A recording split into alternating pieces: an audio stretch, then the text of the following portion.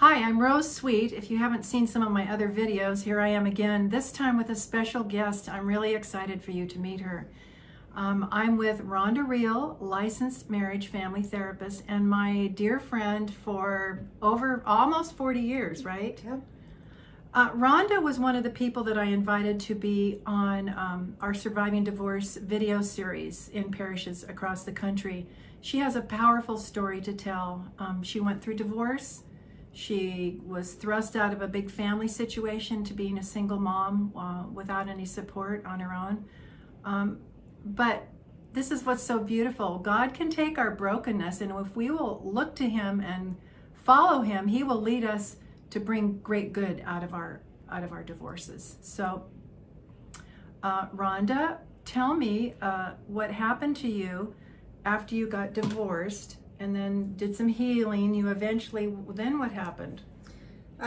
Well, the divorce was really tough because, like you said, we had this big family.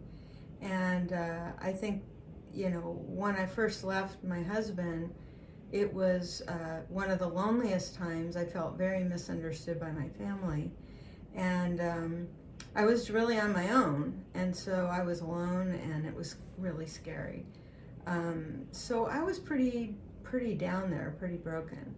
So what eventually happened is, from my life experience and my growth, I decided to help other people by going into counseling. And so that's been really rewarding.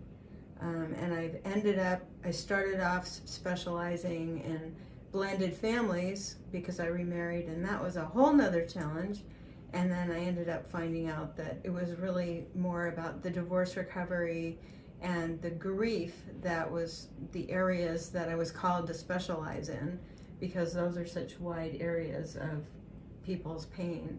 So you started out going to counseling and therapy yourself to deal with the remarriage, blended family, stepkids. Right. We both understand. Ex-wives. Yeah, ex-wives, and all that tangled mess that comes with the remarriage issue. And then you realized that you were grieving a lot of losses, and that you went into, so you became a licensed marriage family, like what are those initials after your name? LMFT. Exactly. So you've done that for over 20 years now, right? Right. So you started out with divorce recovery and blended families, went into the deeper issues of all kinds of people are always at any time grieving horrible losses. So I'm excited because I brought you here today. I want to give you the opportunity to address all the people, men and women, young and old, whoever are watching these videos. What do you have to say as a person who's been through it, a licensed marriage family therapist? What do you have to say? Well, I guess I could, kind of compile it down into two areas. That when I was going through the actual divorce and the growth after that, it was really bad news. It was the worst part for me, as far as feeling lonely. I wasn't attached to the people I was normally attached. Relationships change when you go through divorce. And so that was a really scary, lonely time, and I was very much on my own. I had no money. I was raising a child. I was a single mom, and couldn't always count on my ex-spouse to support me as far as the parenting and financially. So, but you could count on your girlfriends. I could count on you. So what I did is I tried to I was broken down. And so that was really the bad news of, I'm broken, I have to rebuild my life. It was really scary. But the good news, because I want to give everybody lots of hope. The good news is, when we're in habits and then we get broken like I did, you can rebuild and be more of who you want to be. You can be more connected to your values and your faith, And so I became a very different person, where I connected to God in a way that I hadn't been. He was my best friend. He was my confidant. And it was really comforting to me, because so many people misunderstood, blamed me for the problems in the relationship, and were resentful that I'd messed with their lives. But I knew that God knew my heart. And that was such a comfort to me, that no matter what people thought or how they misunderstood the situation, that God knew, and that really sustained me. So overall, I'd say I had a renewal of deliberately choosing to mindfully be more of who I wanted to be. I wanted to be more of who God wanted me to be, and I think that's carried through my life. How did your faith become different after this horrible loss and falling on your face and being broken? And we are. People who are going through divorce, we're broken, we're wounded. But that's not the end of our story. That's God still is healing the blind, the deaf, and the dumb, and the lame, and the crippled. And so how did your faith change after divorce? I guess I would say, I mean, I always believed in God, and I always felt connected to the church, but there was times where God was more a abstract figure, and I became much more intimate in my relationship with God, and I'd be talking to him all day, and eventually I did things to also support my relationship with Christ. So I was going to Bible studies more, and I was doing all kinds of things, and that was my food, and it was helping me. And sometimes when I was lonely, it's all I had. So well, hang on, you had me. I keep saying, oh, yeah, I did have you. Yeah. You were busy with your own thing. Well, I was, and that's the good thing about friends. If you know what, sometimes you can't rely on your family.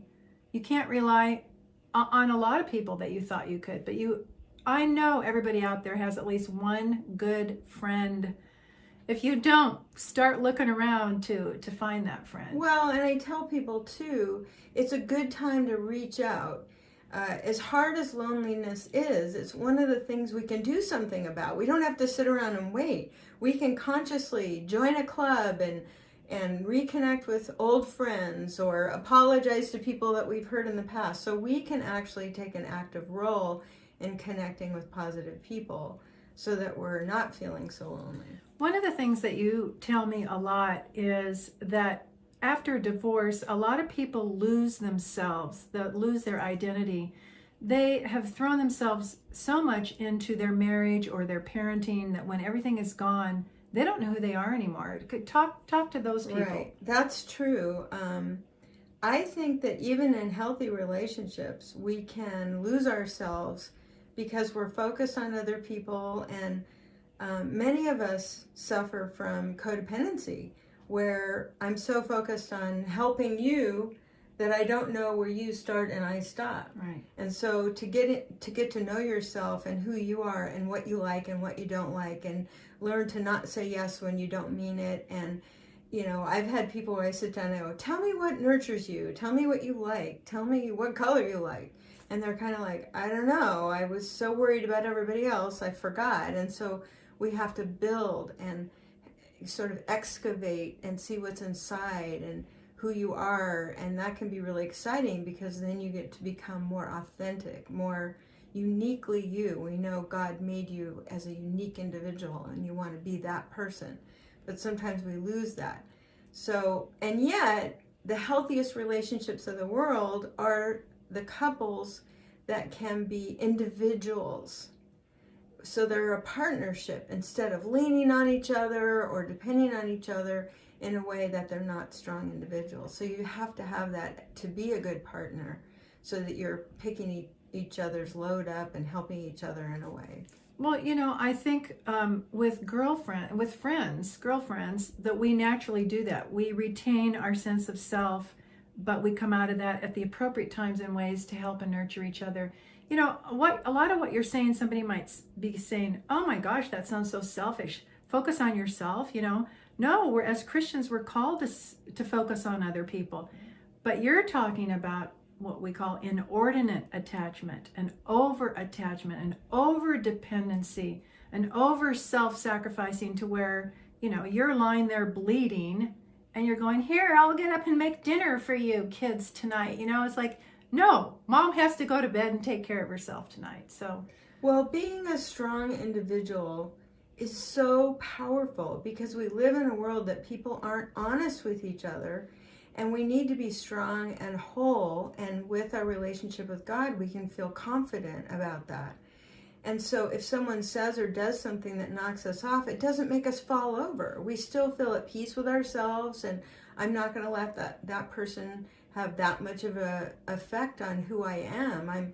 I may have to think about and reevaluate and make sure I'm taking responsibility for my part, but I really think that the key is to have the balance of who you are so that you can let go and be there for others, but then you know how to take care of yourself and you're not dependent on someone else for it. I love that. That's so important. And it's not just divorce, people that need to hear this, but we all need to hear this.